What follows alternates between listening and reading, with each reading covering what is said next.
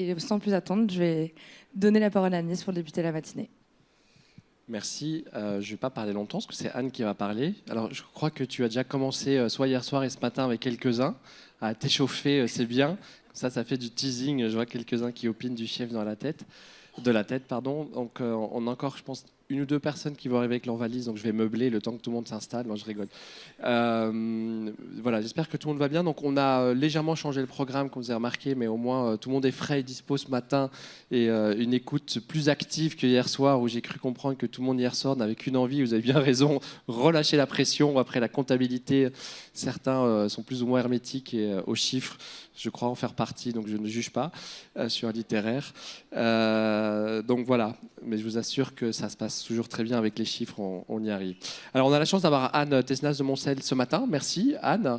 Alors tu viens presque en voisine puisque tu es à l'AFNU, l'Association française des Nations Unies, que nous sommes très heureux héberger. Alors sonnant et trébuchant certes, mais tu es dans la maison du développement durable chez nous, donc c'est une chance que ça permet aussi dans cette maison de créer un écosystème d'acteurs qui se parlent, et c'est aussi une façon qu'on a pu avoir avec toi, avec Nathalie aussi, de te proposer de venir ce matin. Tu es journaliste. Et donc, ce n'est pas neutre, évidemment. On parlait beaucoup de narratif. On parlait aussi petit déjeuner avec les uns et les autres ce matin de culture, de mindset. Alors, pardon pour ce français, de mindset culturel et de l'importance aussi du récit et du narratif dans les sujets qui sont les nôtres. Et ça tombe bien, c'est ton métier depuis des années. Donc, tu as d'abord travaillé dans la presse économique, Le Nouvel Économiste, Enjeux les Échos, Challenge. Tu as fondé ta propre agence de presse. Et en fait, depuis quelques années, de longues années, tu tentes de comprendre les mutations qu'entraînent les crises climatiques. Ça tombe bien, notre sujet de ce matin. Et tu as co-dirigé un ouvrage, Voyage dans l'Anthropocène, cette nouvelle ère dont nous sommes les héros. Voilà, on verra ce que tu nous diras là-dessus. Et qui a donné lieu à un film en 2015. De Luc Jacquet, voilà, La glace et le ciel. On mettra dans la bibliographie, je ne sais pas s'il est disponible sur une plateforme en particulier, en vidéo, alors je ne sais pas si on fait encore des vidéos, mais voilà. Et surtout, ce qui est intéressant, en 2013, tu es sollicité par Le Parisien pour couvrir les grandes conférences diplomatiques, évidemment la COP 21, et ça te permet de te plonger dans ces grands mécanismes onusiens, à la fois donc, dans ces conférences, mais aussi avec les hommes et les femmes qui habitent ces conférences. Et c'est ce qui te fait plonger aussi dans les arcanes des Nations Unies et aussi avec toutes ces conventions, tu nous diras, qui existent et qui te permet aussi de tirer une très forte expérience. Et c'est ce qui t'a amené aussi à l'AFNU. L'AFNU, pour ceux qui connaissent ou pas, c'est plutôt, je le dis volontairement comme ça, bienveillant, un club des anciens ambassadeurs de France qui poursuivent leur expertise extrêmement précieuse. Donc je pense que tu dois faire partie d'une des rares qui n'est pas ambassadrice dans ce club-là. Et au général, et c'est ça qui est intéressant, c'est justement, et je le dis parce qu'ils ne sont pas toujours d'accord entre eux, contrairement à ce qu'on pense, et ça fait des vrais débats de fond passionnants. Et donc ton analyse de journaliste vient aussi titiller les analyses de l'AFNU, et pour nous en tout cas c'est très intéressant parce que on est toujours un pied dedans, un pied dehors les Nations Unies, mais on est quand même un peu acteur des Nations Unies. Et vous venez vraiment promouvoir aussi ces valeurs, mais aussi avec l'expertise. C'est pas juste une promotion, c'est une véritable expertise des enjeux. Typiquement, et tu nous le diras avec Pierre-Henri Guignard, par exemple, secrétaire général de la COP, qui continue à travailler. Jean-Maurice Ripert, qui a été ambassadeur aux Nations Unies. Alain Leroy aussi, qui a été sous-secrétaire général. Donc voilà, on a aussi des acteurs qui ont été eux-mêmes acteurs des Nations Unies. Donc c'est une richesse incroyable. Voilà, normalement, tout le monde est arrivé en cours de route et les autres sont occupés. Donc, comme on dit en français, the floor is yours. Merci à toi. Thank you. Encore un grand merci de nous faire l'amitié d'être présent ce matin à nos côtés. Voilà, Merci. on peut t'applaudir. Attendez. Merci beaucoup Nils, merci pour cette présentation. Et moi je suis très contente d'être là parce qu'en plus le monde de l'entreprise, en fait moi à l'origine je suis journaliste économique, comme tu l'as dit Nils, donc j'ai passé ma vie à écumer les entreprises en fait de toute taille, des PME, des grands groupes. J'ai été dans un certain nombre de titres de la presse économique. J'ai eu, j'allais dire, l'honneur d'avoir l'expérience de la création d'entreprises parce que je considère que c'est une expérience absolument fondatrice, même si je l'ai fermée, parce qu'elle a duré 4 ans. C'était une agence de presse avec un réseau de de 200 journalistes freelance qui étaient un peu partout dans le monde. Et c'est intéressant parce que cette agence, elle est née de ma première observation, de mon premier reportage en tant qu'étudiante en journalisme. Donc, comme quoi l'observation, je pense que dans la question de l'analyse des risques et de l'incertitude, reste une dimension absolument clé. Par rapport à ça, d'ailleurs, j'ai un parcours de 40 ans de métier, en fait. Et c'est intéressant, quand on a la durée en fait, en perspective, c'est qu'on a aussi connu un monde qui n'est pas celui qui existe aujourd'hui, sur le plan des priorités économiques. Moi, j'ai connu le monde des cercles de qualité, où l'obsession des entreprises, c'était la qualité des produits. J'ai connu le monde de la logique de l'honneur. Philippe Diribarne, c'est peut-être un livre que vous connaissez, mais qui posait en fait le rapport des Français au travail, qui était non pas la logique transactionnelle anglo-saxonne, le contrat doit être respecté, mais la fierté d'avoir réalisé quelque chose. Et j'ai vu ce monde-là se transformer, et je précise qu'à l'époque, ce sont les managers qui ont le pouvoir dans les entreprises. Les actionnaires se taisent, ont rarement des dividendes. Voilà. Donc ce monde-là, je l'ai connu. Ensuite est arrivé ce monde où le digital, d'ailleurs, permet une métamorphose gigantesque, la mondialisation, avec ses bons et ses mauvais côtés, une autre façon de travailler, et puis le digital change aussi un certain nombre de choses dans le rapport aux clients. On parle des clients qui deviennent des data, on parle, enfin vraiment, donc il y a eu un grand glissement. Et pour moi, c'est très important de le situer parce que je pense qu'en fait, dans les 40 dernières années, qui sont celles aussi des 4 décennies les plus chaudes de l'histoire de l'humanité, on est rentré dans une forme de fiction, dont, en tout cas, j'ai trouvé, en travaillant d'ailleurs sur un projet Erasmus qui préparait la double mutation digitale et climatique donc des jeunes Européens, un texte fondateur de la Silicon Valley qui s'appelle la Magna Carta, qui date de 1994, et qui pose la victoire absolue de l'esprit sur la matière. Et ce texte-là est pour moi, a posteriori, le début d'un décrochage. Bruno Latour parle du fait qu'il faut atterrir, mais en tout cas, il y a eu un décrochage par rapport à la matérialité, avec l'idée qu'on allait s'en abstraire, en fait. Que le progrès avait eu certes des appuis sur la matérialité, mais que ce digital allait vraiment nous permettre d'aller dans un au-delà, dans un infini aussi. Et je pense que tout le travail que vous faites, que nous faisons, puisque nous travaillons tous sur ces sujets-là, c'est de rapprocher cette ultra-dématérialisation avec la matérialité. Donc ça, c'est vraiment quelque chose d'absolument clé, parce que quand on a connu dans sa vie professionnelle quelque chose de différent, on sait que c'est possible, et on sait que le balancier est allé beaucoup trop loin dans une certaine direction de virtualité et d'évasion par rapport aux limites physiques, en fait, de la réalité. On parle, je ne sais pas si vous connaissez les travaux d'Amy Dahan sur la négociation climatique. Amy Dahan, elle parle de schisme de réalité. Le schisme de réalité, c'est un autre écart, un grand écart, et là on est vraiment sur la question du récit, entre les discours, les textes, l'accord de Paris, et la réalité physique observée sur le terrain. Cette notion, elle est très importante, elle vient des années 30,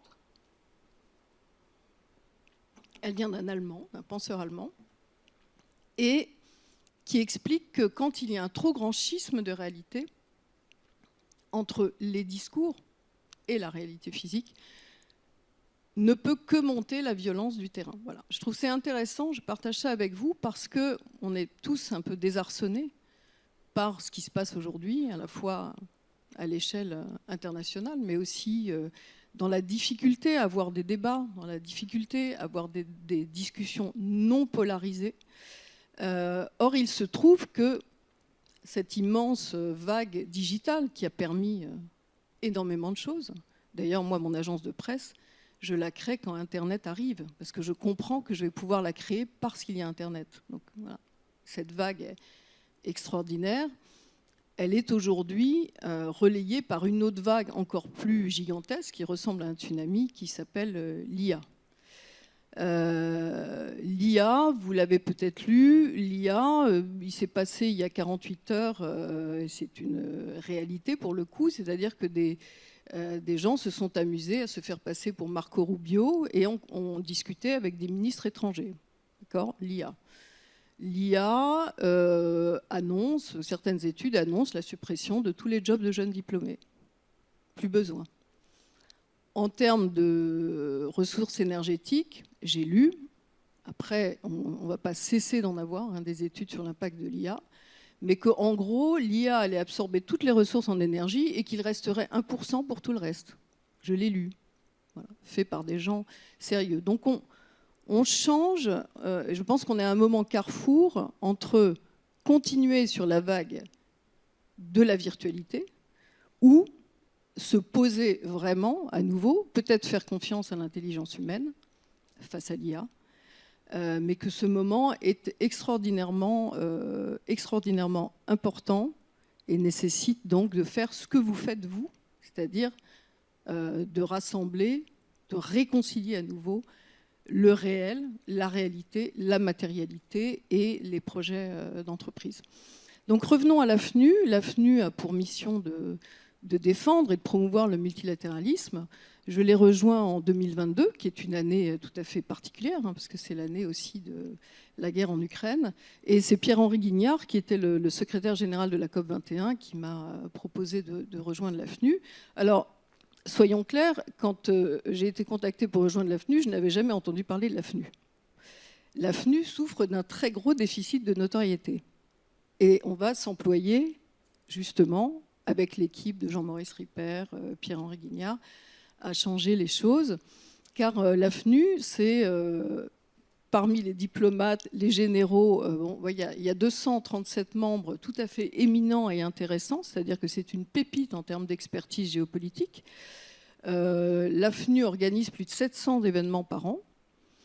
Et l'AFNU est extrêmement connue dans les grandes écoles et les universités pour les réseaux pour les simulations de négociations onusiennes, qui sont très très populaires.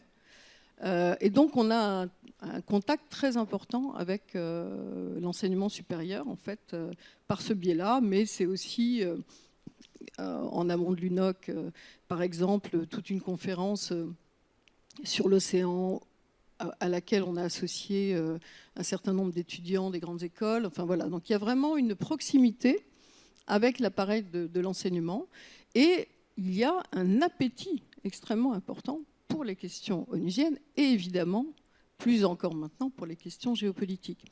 Et donc parmi les déploiements de l'AFNU à venir, il va y avoir un rapprochement. Et je dois dire qu'à cet égard, le fait d'être avenue de Villiers est vraiment quelque chose d'extrêmement précieux et riche et va dans le sens aussi du développement de l'AFNU, c'est de se rapprocher des entreprises pour les aider à décrypter la géopolitique. Voilà. Et faire, donc il va y avoir sans doute à partir de la rentrée des petits déjeuners, des déjeuners, des analyses géopolitiques, le fait de pouvoir se rapprocher d'entreprises qui pourraient aider d'ailleurs en retour aussi l'AFNU sur la compréhension de la situation actuelle. Et c'est vrai que moi, quand je suis arrivée à l'AFNU, je me suis dit, oh, mais ils sont extraordinaires tous ces gens-là. Voilà. Mais faut faire connaître plus. Voilà, il faut qu'on comprenne mieux. Alors, sachant que l'AFNU est également extrêmement consciente du fait que le multilatéralisme est dans un moment plus que difficile, mais il en a connu d'autres. Et on oublie souvent toutes les réalisations du multilatéralisme par les agences de l'ONU qui sont en fait gigantesques. Et il suffit d'entendre les acteurs qui n'ont plus certaines aides de l'ONU en ce moment pour comprendre l'importance en fait de cette action dans tous les domaines, justement les domaines d'objectifs du développement durable. Alors, moi, qu'est-ce qui m'a amené de la situation de journaliste économique à être littéralement addict au multilatéralisme? En fait, d'abord, c'est le hasard. Quand j'ai fermé mon agence de presse, il fallait que je mange. Parce que vous savez, quand vous êtes chef d'entreprise et que vous fermez votre entreprise, vous n'avez pas forcément le chômage derrière.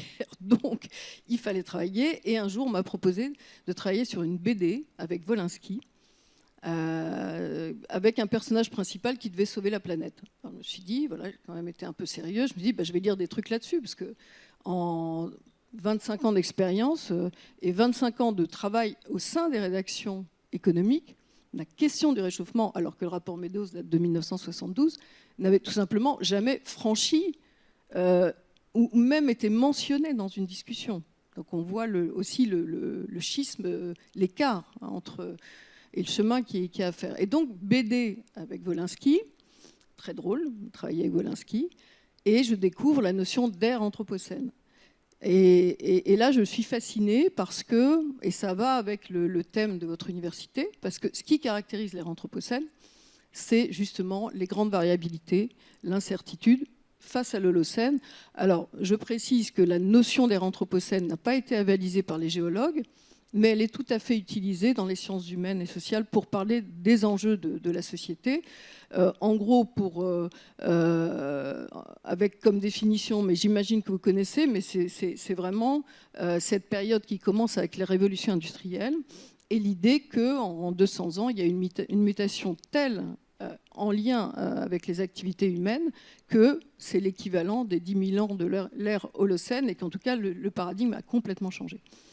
Donc du coup, je découvre la notion, on fait un cahier pédagogique et ensuite, je propose, on s'engage sur d'ailleurs, ça a été le premier livre sur l'Anthropocène en France, publié par Actes Sud, et on le fait avec Claude Lorius, qui est le glaciologue qui est allé dans la station Charcot à 23 ans, passer 1 an sous les glaces, et qui est littéralement l'inventeur de la glaciologie, mais de la science du climat avec Jean Jouzel. Et c'est assez amusant parce que tout part d'une transgression, puisque chaque jour, il faisait des prélèvements de carottes de glace, etc. Et puis un jour, ils avaient envie de leur verre de whisky. Et puis, ils n'avaient pas envie de sortir de la station sous les glaces pour aller chercher de la glace. Et ils sont allés prélever un petit bout de glace dans une carotte glaciaire destinée au prélèvement. Et ils ont mis le petit glaçon dans un verre de whisky qui s'est mis à faire des bulles. Et là, ils se sont dit, tiens, c'est bizarre. Et si, dans ces bulles, il y avait quelque chose d'intéressant, et en fait, c'était la mémoire de l'atmosphère. Et c'est comme ça qu'ils vont faire naître la glaciologie, la science du climat, et établir 800 000 ans d'histoire du réchauffement climatique et établir le lien entre les activités humaines et le réchauffement climatique. Donc c'est avec lui qu'on a fait le livre. Et c'est grâce à ce livre qu'un jour, j'ai reçu un coup de fil du rédacteur en chef du Parisien Magazine, qui avait reçu lui-même un coup de fil d'un certain Gaspard Ganzer, qui était le conseiller com de Laurent Fabius au Quai d'Orsay, et qui avait une idée totalement loufoque pour les diplomates, c'était d'avoir un journaliste en immersion dans les équipes diplomatiques qui préparaient l'accord de Paris. Les diplomates étaient vent debout, c'était une aberration pour eux. Moi, quand François Vey m'a proposé ça, j'ai dit oui tout de suite, et j'ai passé 2 ans avec eux à vivre toutes les péripéties et les dernières étapes, donc jusqu'à l'accord de Paris.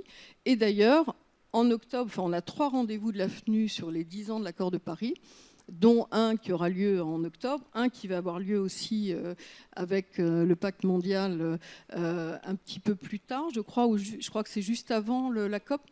Ah oui, c'est ça, tout début novembre. Et ensuite, un dernier temps avec l'université Panthéon-Assas, qui sera plus sur le post-Belém. Et donc, on va réunir, en tout cas en octobre, 8 membres de cette délégation qui vont nous dire comment, en fait, qu'est-ce que c'est que de vivre un événement historique, comment ça a impacté leur vie et ce qu'ils pensent de là où on en est sur le sujet. Donc, du coup, expérience extraordinaire.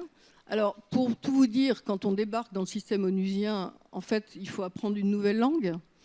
Donc, moi, j'avais la chance d'avoir un badge de négociatrice. Donc, jamais un journaliste n'a eu un badge de négociatrice. Donc, je pouvais aller dans toutes les salles, dans tout, assister au comité de pilotage. Donc, c'était une expérience tout à fait inédite.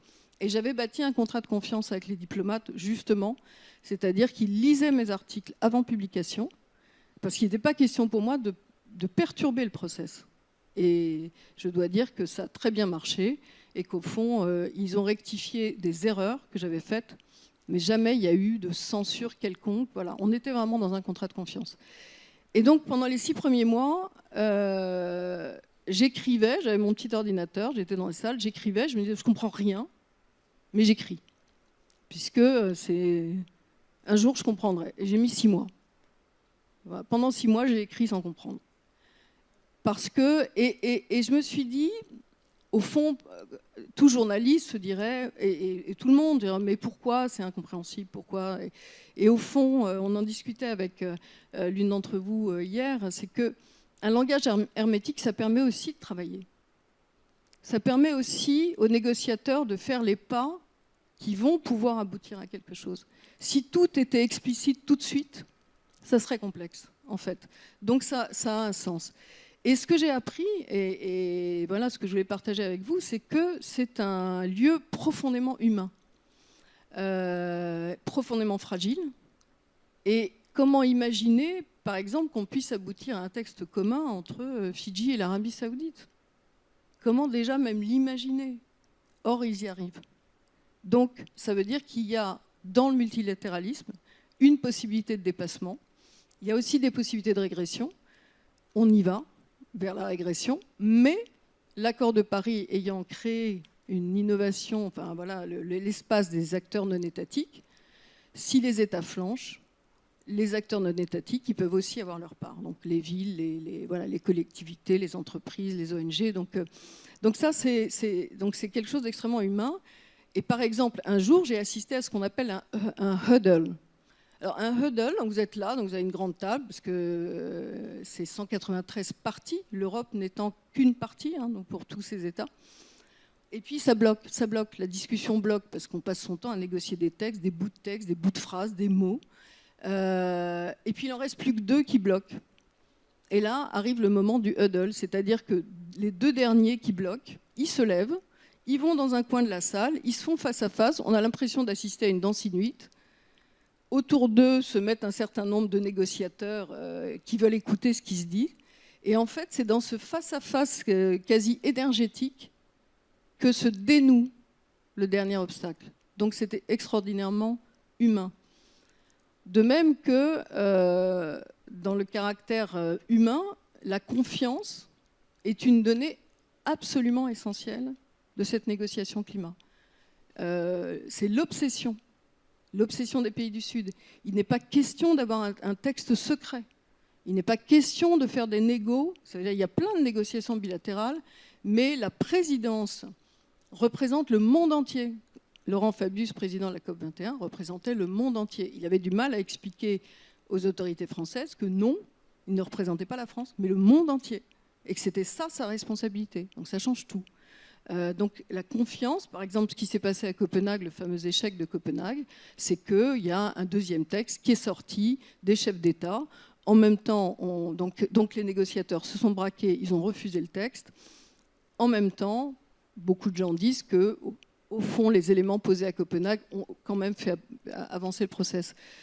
Autre souvenir sur le moment de l'adoption de l'accord de Paris, et pour vous dire à quel point c'est un processus humain, il y avait une coquille dans la dernière version du texte de l'accord de Paris. Alors il faut imaginer, tout le monde est au Bourget, c'est des années de travail, d'aboutissement, il y a 6000 personnes dans la salle qui attendent Laurent Fabius qui doit donner le célèbre coup de marteau qui entérine l'adoption de l'accord. Et là, patatrac, il y a une coquille, un mot. Il y a un should qui est transformé en shall. Ce petit mot change tout pour les États-Unis. C'est-à-dire que le shall obligeait Obama à passer devant son Congrès. Le should lui donnait la main sur le texte. Paralysie. Question, est-ce que les négociateurs vont accepter de considérer que c'est une erreur technique ?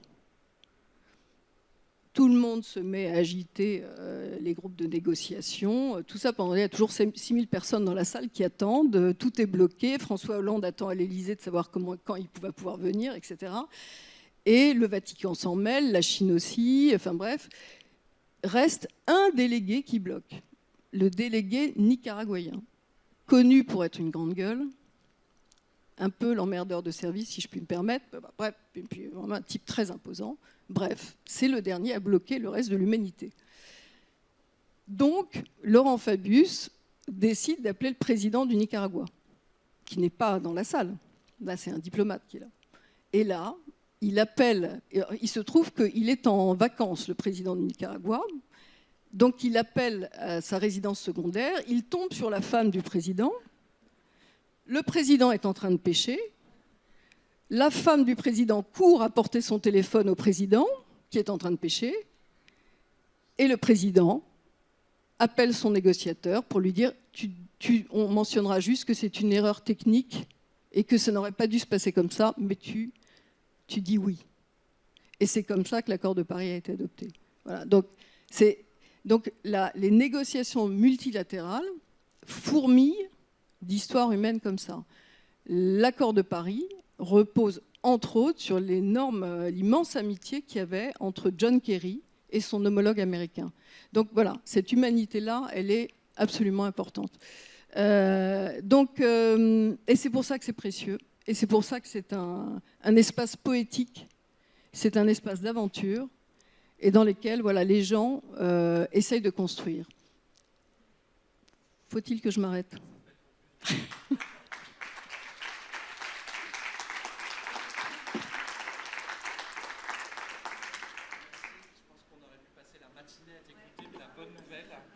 C'était une introduction. Bon, alors c'est super, et j'avais l'intention de partager avec vous les leçons des praticiens des îles en termes de risque, mais si vous voulez à un autre moment, voilà, si jamais ça vous intéresse, je pourrais le faire voilà, autrement.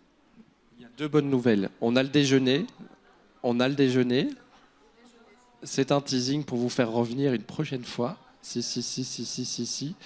C'est là que vous voyez le sale rôle qui est le mien, c'est de respecter les arbitrages qui ont été pris au préalable, mais c'est le job. Il y a le déjeuner, et la bonne nouvelle, c'est qu'il y aura d'autres séquences tout au long de l'année. Tu l'as dit, vous avez votre événement octobre, c'est ça, pour le coup, notre événement en novembre, et donc voilà. Et juste un dernier point dans l'AFNU, parce que là j'en suis co-responsable avec 2 autres personnes. On a créé un club géopolitique de réflexion, et le programme de l'année qui commence en septembre se fait autour d'une phrase d'Héraclite qui est « vivons-nous dans un monde commun ?» Voilà. Et moi, je vais faire une belle page de pub, c'est une asso, donc je peux.